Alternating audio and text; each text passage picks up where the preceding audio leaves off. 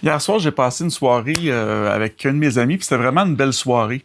Ce que j'apprécie de ce genre de moment-là, avec une interaction avec une seule personne, quand je fais de quoi un à un, c'est que tu sais, il y a tout le temps une partie de mon cerveau, de ma capacité d'analyse qui sert à analyser puis à évaluer l'environnement, là, mettons les lumières, les bruits ambiants, les textures, la température, ces choses-là, mais excluant, mettons, cette espèce de charge-là, si on veut, la personne qui est en face de moi a 100% de ma capacité d'analyse restante. Dans le fond, ça en va directement à elle.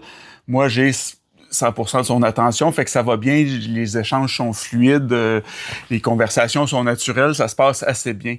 Euh, Quand on rajoute une personne là-dedans, fait qu'on tombe trois, ben, ce qui se produit, c'est que les deux personnes avec moi, ben, ma capacité d'analyse va se séparer en deux, mais de façon égale. Tu sais, ça va faire 50%, 50%, peu importe la contribution que l'autre personne apporte. Tu sais, si elle parle pas beaucoup, si elle parle beaucoup, euh, ça va se séparer en part égale. Fait qu'au lieu de 100%, sur une personne, ben ma capacité d'analyse va tomber à 50-50.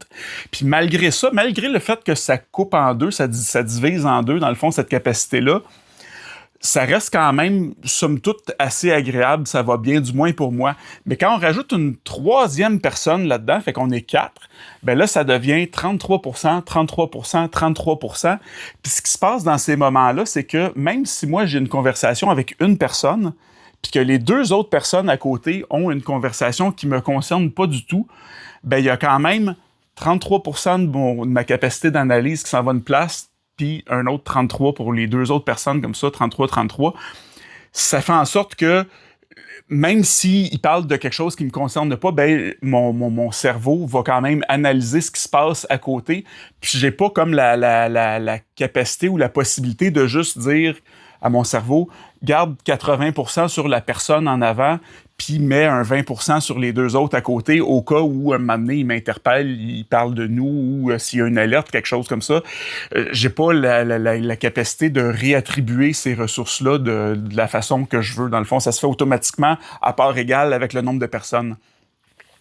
Quand on va rajouter une quatrième personne là-dedans, donc une cinquième dans le groupe, ben là, ça va tomber à 25, 25, 25, 25. Fait que là, c'est comme pour moi mon seuil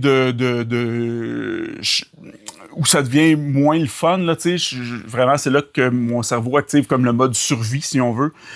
Puis que ma batterie sociale va se décharger assez rapidement. Là. Tu sais, ça va être un peu comme un bon vieux laptop des années 2000 là, que tu l'ouvres puis tu fais comme il faut que je me dépêche, j'ai juste 20 minutes là, parce que c'est un petit peu ça qui se passe.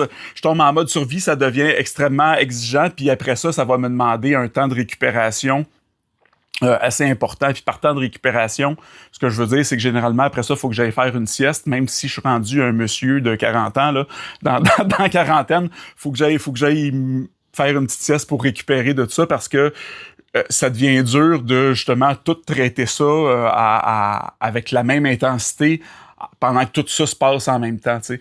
Fait que c'est pour ça que j'apprécie vraiment quand dans mes interactions sociales, dans mes activités, quand c'est des trucs un à un, parce que justement ça fait en sorte que ma capacité d'analyse peut être vraiment dédiée à la personne avec qui je suis. Fait que si je devais faire une recommandation aux gens, les gens de mon entourage connaissent pas mal toute ma façon de fonctionner, là.